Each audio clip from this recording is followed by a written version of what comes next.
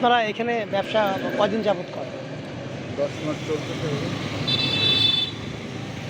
তাহলে আমার দেন তো, আমি পেজে দিই, সমস্যা নেই তো আপনাদের?